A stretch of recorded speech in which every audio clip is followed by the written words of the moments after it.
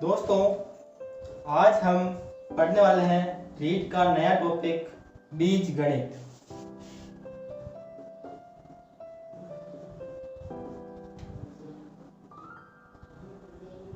आज हम नए टॉपिक की शुरुआत करेंगे जो है बीज गणित। बीज गणित में हमारे रीट के सिलेबस में 3 टॉपिक आते हैं। पहला है समीकरण, एक है बीजीय व्यंजक और एक और आता है सर्वसमीका। सर्वसमीका के अंदर आते हैं गुणनखंड आते हैं, वो सर्वसमीका के अंदर ही आते हैं। अब देख लेते हैं कि बीजीय व्यंजक क्या होता है, समीकरण क्या होती है और सर्वसमीका क्या होती है, इसमें डिफरेंस देख लेते हैं। अब रीट के सिलेबस में समीकरण 2 प्रकार से है। पहली तो है एक घातीय समीकरण और 2 घातीय समीकरण यानी कि द्विघात समीकरण। 2 प्रकार के समीकरण है, एक घातीय और द्विघातीय समीकरण। वैसे तो होती तो 3 घात 4 घात की होती है, लेकिन रीट में केवल 2 घात तक ही है, जिसे अपन द्विघात समीकरण बोलते हैं। इनके गुणनखंड आते हैं, ठीक है। अब एक घातीय और द्विघातीय में एक चर और 2 चर वाले समीकरण। अब यहाँ बात आती है कि चर क्या होता है, ठीक है। अब चर का मतलब होता है वेरिएबल्स। वेरिएबल यानी कि जिनका मान स्थिर ना हो, यानी कि बदलता रहता है। अब जैसे चर कहते हैं ऐसी राशियां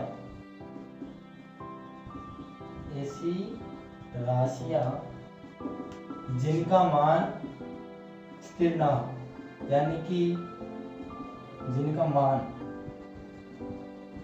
स्थिर ना हो, यानी कि स्थिति के अनुसार बदलता है।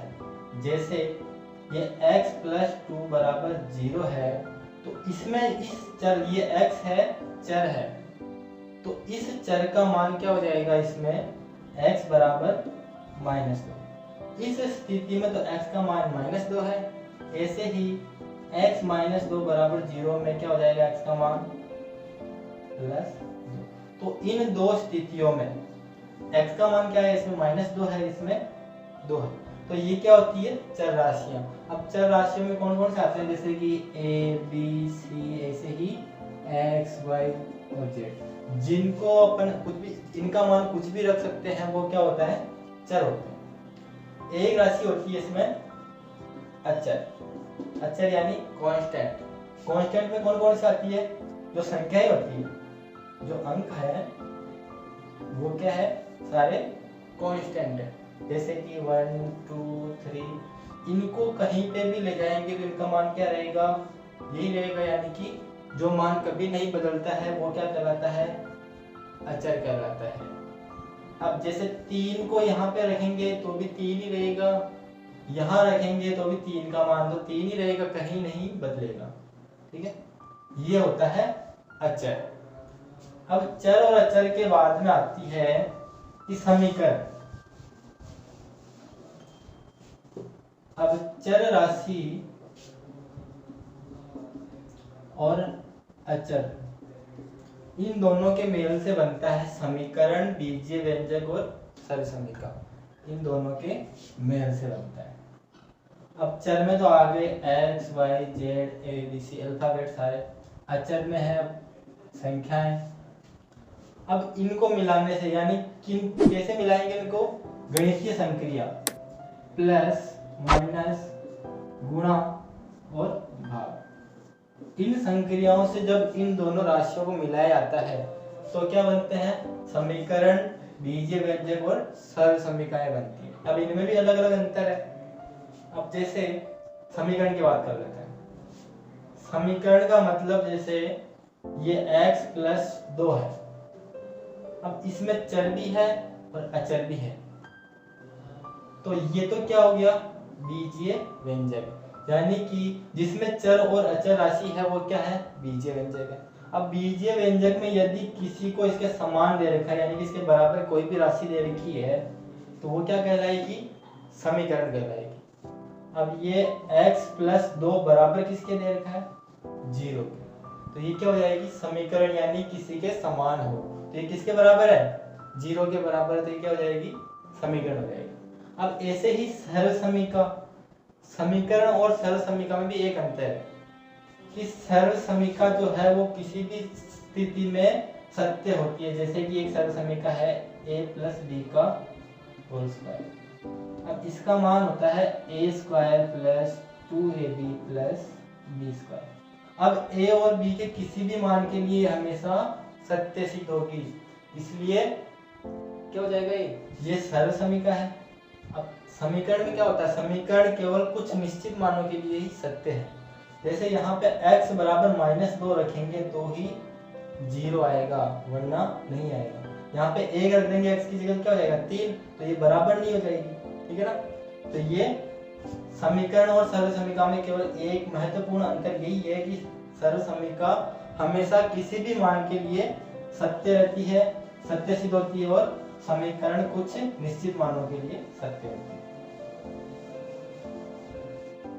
आज हम बात करेंगे बीजीय व्यंजक के बारे में। आज हम पढ़ने वाले हैं क्या? बीजीय व्यंजक। बीजगणित में ये 3 टॉपिक है जो रीड में शामिल है, उसमें से आज का टॉपिक रहेगा अपना बीजीय व्यंजक। तो आपको ये नॉर्मल जानकारी दी है वो आपको समझ में आई होगी। आज हम टॉपिक शुरुआत करने वाले टॉपिक की वो है बीजीय व्यंजक।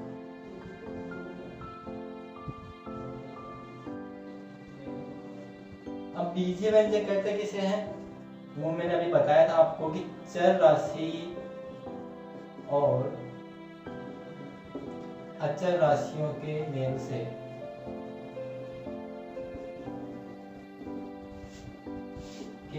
से जो पद प्राप्त होता है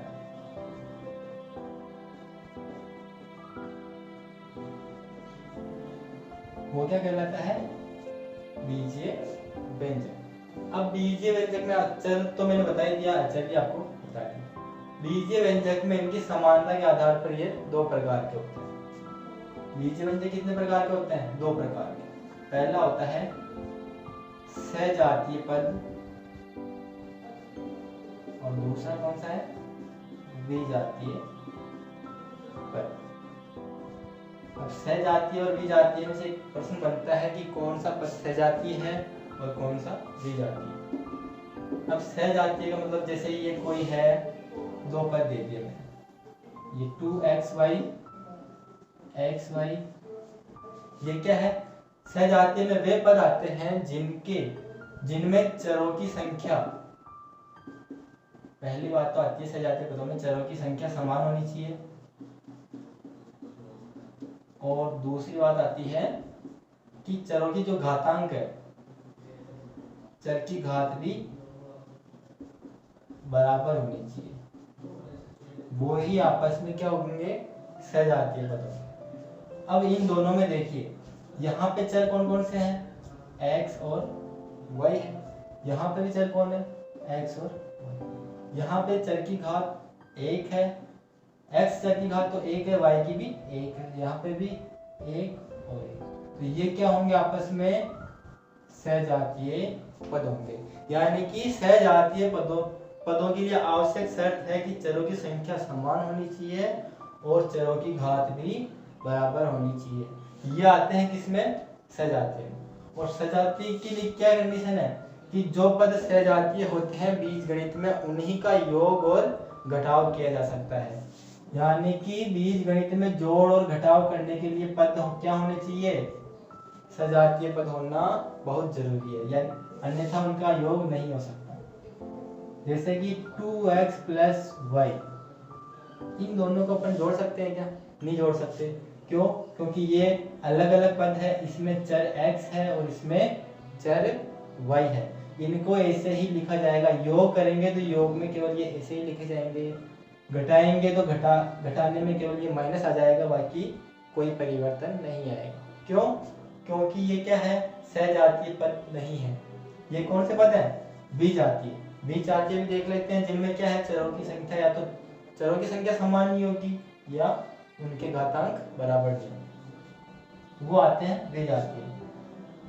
मतलब ये हुआ इसका कि जो पद सहजातीय नहीं है वो क्या हो जाएंगे?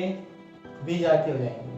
अब सहजातीय पद देखिएगा, जैसे कि ये 2x प्लस 5xy माइनस का 6x और माइनस के 2xy। अब इनमें से सहजातीय कौन कौन सी है? अपन को क्या देखना है? चरों की संख्या देखनी कि चर कौन कौन से हैं और चर की घात देखनी। अब इसमें एक चर तो x है और एक चर x और y है। एक पद में x आ रहा है, एक में xy आ रहा है, इसमें भी x है, इसमें xy है। अब समान पद समान चर वाले कौन कौन से हैं? एक तो 2x है और एक माइनस का 6x। ये दोनों आपस में क्या है? सहजातीय पद है। ऐसे ही 5xy और माइनस का 2xy, ये दोनों आपस में एक ही जाति के हैं। जातीय का मतलब जाति, यानी कि जो इनके पीछे है चर है वो आपस में बराबर है या नहीं है, वो ही क्या है? सहजातीय है। अब सहजातीय पद को अपन जोड़ सकते हैं या घटा सकते हैं। तो 2x तो प्लस का है और 6x माइनस का है, तो बड़ा कौन हुआ? 6। तो 6 में से 2 घटा देंगे तो क्या आएगा? बड़ा है माइनस का, तो 6 में से 2 गए तो 4 बचे और कितने? 4x। ऐसे ही यहाँ पे 5xy था और माइनस का 2xy है, तो xy तो आएगा, प्लस वाली संख्या बढ़ी है तो प्लस, और 5 में से 2 गए तो 3। तो आपको समझ में आ गया होगा कि सहजातीय पदों में ही जोड़ते या घटाते हैं। बाकी जो दो संक्रियाएं बची है गुणा और भाग, ये चाहे सहजातीय हो चाहे विजातीय हो, ये दोनों आपस में कहीं पे भी हो सकते हैं। जैसे कि 7 गुणा x। अब इसमें 7 अचर है और x चर है, तो इनका गुणा क्या हो जाएगा? 7x। ऐसे ही x इंटू वाई, इनको भी अपन गुणा कर सकते हैं, x और y हो जाएगा।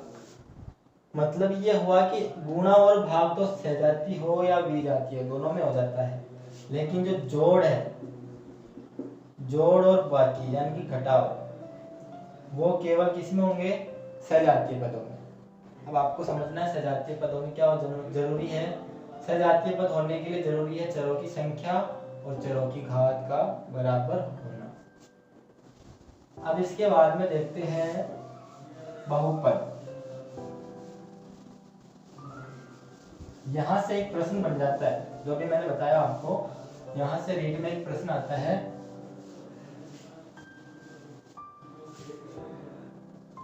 अब पद तो आप जानते ही हैं कि जैसे ये कोई संख्या है,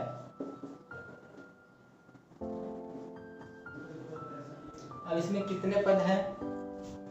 ये जो संक्रिया आती है प्लस और माइनस की, इनके बीच में जो संख्या है वो एक पद कहलाती है। यानी कि यहाँ से यहाँ तक का एक पद है, यहाँ से यहाँ तक का एक पद है और यहाँ से यहाँ तक का एक पद है। इसमें कितने पद हो गए?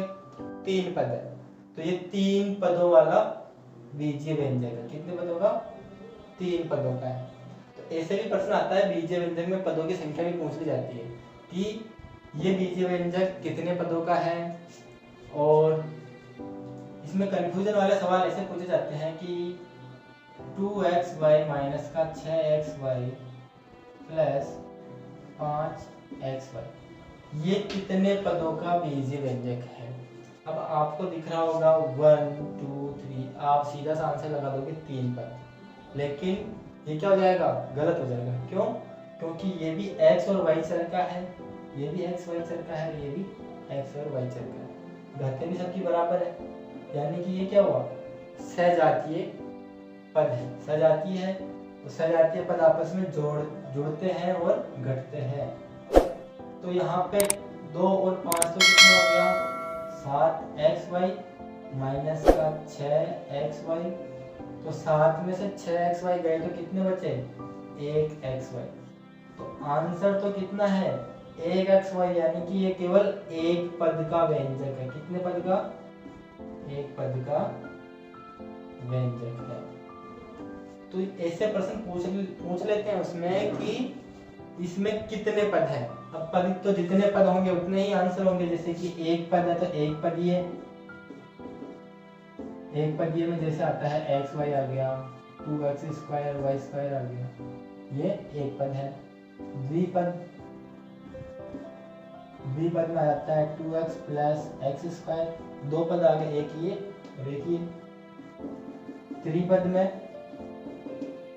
त्रिपद में आ गए x square plus 2x plus 2, 1 2 3, ये तीन पद हो गए थे। तीन पदों वाला व्यंजक है। ऐसे ही पद पूछ सकता है, लेकिन पद में आपको यदि वो सह जाती है तो उनको जोड़ के फिर बताना है। इसके बाद में बहुपद, ये तो था बीजीय व्यंजक। अब पढ़ लेते हैं अपन बहुपद, जो इसी में आता है। बहुपद कहते किसे है, बहुपद में वे बीजीय व्यंजक आते हैं, बहुपद में वे बीजीय व्यंजक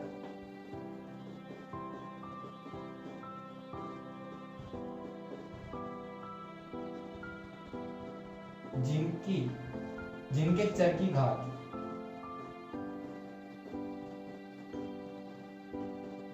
क्या होनी चाहिए, पूर्णांक होनी चाहिए। घात हमेशा पूर्ण संख्या हो। पूर्ण संख्या का मतलब 0 1 2 और इनफाइनाइट तक, ये होती है पूर्ण संख्या।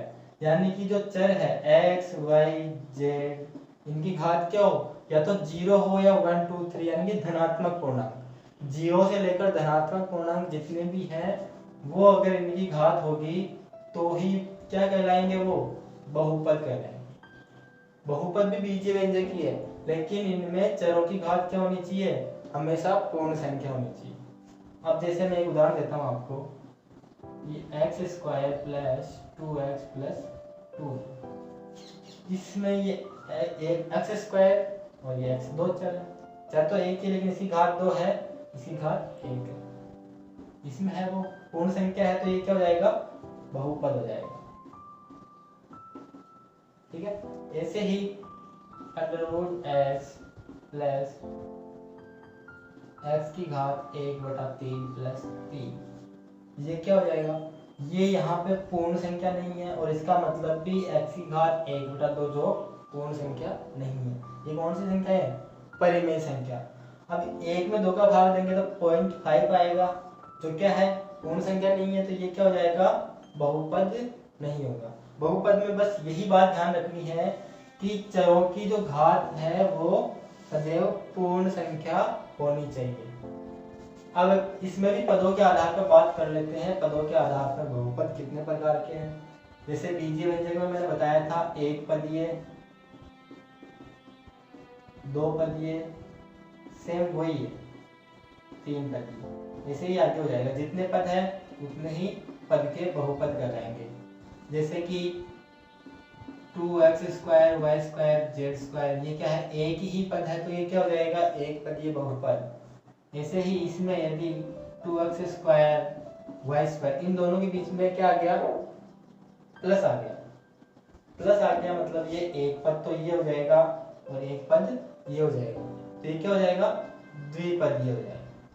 ऐसे ही तीन पदों में क्या हो जाएगा, तीन पद आएंगे, त्रिपदीय तो तीन पद। अब तीन पद में अचर हो गया एक x, एक तो x की घात 1 गुणांक और एक x की घात 2 वाला, 1 2 और 3। अब इसमें ये ऐसा नहीं होगा, जैसे कि x square 2x square plus x। अब इसमें कितने पद है, तीन पद तो नहीं है, क्यों, क्योंकि ये भी एक्स स्क्वायर ये भी एक्स स्क्वायर सहजातीय पद है, तो आपस में जुड़ जाएंगे। ये दोनों जुड़ेंगे क्या हो जाएगा, 3x स्क्वायर प्लस x। बाकी कितने पद बचे, दो पद, तो क्या हो जाएगा, दो पद, ये द्विपदीय बहुपद होगा। यही ध्यान रखना आपको एग्जाम में कि यदि इनके पदों की संख्या पूछे तो सबसे पहले उनमें देखना है कि वो सहजातीय पद है या विजातीय पद है। ऐसा प्रश्न बन सकता है, संभावना है ऐसे प्रश्न बनने की कि इसमें पद पूछ सकते हैं। ये तो हो गए पद। ऐसे ही घात के आधार पर बहुपद के प्रकार। घात के आधार पर बहुपद कितने प्रकार के होते हैं? जैसे कि यदि चर की घात 1 है तो क्या हो जाएगा, 1 घातीय बहुपद होगा, यानी कि x + 2। इसे ही रैखिक बहुपद भी बोलते हैं। क्या बोलते हैं? रैखिक बहुपद। जिसमें चर की घात 1 होती है वो क्या होता है? रैखिक बहुपद। ऐसे ही द्विघातीय बहुपद।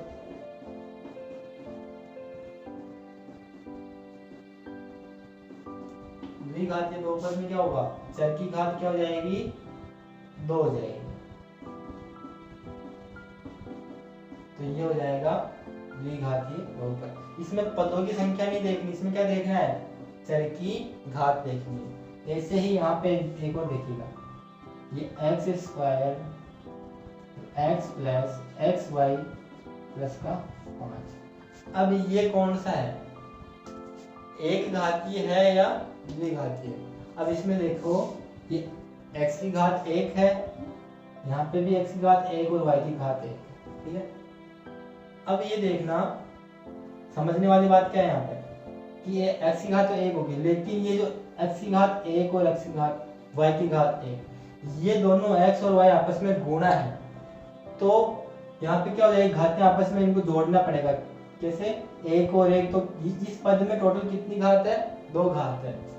तो ये कौन सा है, द्विघातीय बहुपद है। घातांक पता करने के लिए जो मतलब किस घात का बहुपद है वो देखने के लिए जिस चर की घात सबसे अधिकतम है वही उसी घात का बहुपद कहलाएगा। जैसे कि x की घात 5 + 4x + x की घात 3, इसमें ये कौन सी घात का बहुपद है, ये x की घात 3, ये x की घात 1 और x की घात 5। तो इस बहुपद की घात कितनी हो जाएगी, 5, यानी कि 5 घात का बहुपद होगा। अब मैं आपको कुछ प्रश्न करवा देता हूं उनके, जिससे आपको और अच्छे से समझ में आ जाएगा। इसके बाद हम देखेंगे कि जो बीजीय व्यंजक में जोड़, घटाव, गुणा और भाग किस प्रकार किए जाते हैं, वो हम अगले क्लास में देखेंगे। आज इतना ही कि सजातीय पद क्या होते हैं, विजातीय पद क्या होते हैं, यही समझेंगे आज, ठीक है। जैसे कि मैं आपको ऑप्शन भी दूंगा। पहला प्रश्न है, -7xy का सजातीय पद, सजातीय पद बताइए, है ना। तो पहला ऑप्शन x² माइनस का 2x xy और xy², इसमें से कौन सा होगा?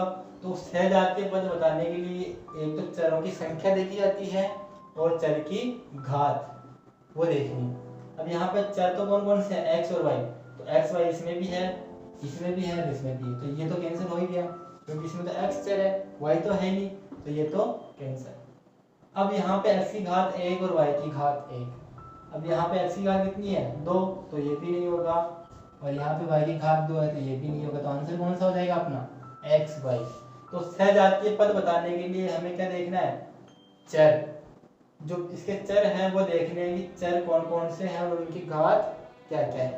तो ये होता है सजातीय पद। और देख लिए, आगे देखिएगा। अब जैसे 5x 11x 7x² माइनस का 2x² और 9x और माइनस का x², इनमें से सजातीय पदों को अलग अलग कर लो। अब ये x है तो x वाले पद अलग अलग कर लो, कौन कौन से हैं, 5x 11x और 9x, ये क्या होंगे, एक ही मतलब सजातीय पद है। 5x 11x और 9x तो आपस में सजातीय पद हो गया। ऐसे ही इसमें 7x² माइनस का 2x² और x², ये भी आपस में क्या है, सजातीय पद है। और जो पद सजातीय नहीं होंगे वो क्या हो जाएंगे, विजातीय पद है। तो उसमें तो दिक्कत है नहीं। चलो एक बात और है कि जो गुणांक होता है, गुणांक क्या होता है, किसी भी चर और अचर का जो गुणांक पूछ लिया जाता है कि गुणांक क्या होगा, तो जिस भी राशि का गुणांक पूछा जाता है, जैसे कि इसमें x का गुणांक पूछ लिया अपन को कि x का गुणांक, गुणांक का मतलब होता है गुणा का अंक, ठीक है। अब x का गुणांक पूछ ले तो x के गुणा में कौन बैठा है, 5, तो इसका गुणांक हो जाएगा 5। ऐसे ही मान लो यहाँ पे 7 का गुणांक पूछ ले कि 7 का गुणांक क्या है, तो 7 के गुणा में कौन है, x², तो 7 का गुणांक हो जाएगा x²। यानी कि जिस संख्या का गुणांक पूछा जाता है वही उसका, उसके जो गुणा में बेटा है वही उसका गुणांक है। यानी कि अगर y² का पूछेंगे गुणांक तो क्या हो जाएगा 2x, x का पूछेंगे तो 2y² और 2 का पूछेंगे तो क्या हो जाएगा xy²। ऐसे ही ध्यान रखना है गुणांक, ये हो गया गुणांक। तो आज हमने पढ़ा बीजीय व्यंजक, समीकरण के बारे में बताया। बीजीय व्यंजक क्या होते हैं, बीजीय व्यंजक में सजातीय पद, विजातीय पद और बहुपद। अब जो अगली क्लास है उसमें हम पढ़ेंगे बहुपदों का या बीजीय व्यंजकों का योग, घटाव और गुणा और भाग। तो इससे प्रश्न बनता है या तो भाग का प्रश्न बनेगा या गुणा का। तो उसमें पूछ लिया जाता है कि इनका शेषफल बताओ, भागफल बताओ, तो वो अपन अगली क्लास में सीखेंगे। तो आज के लिए इतना ही, धन्यवाद।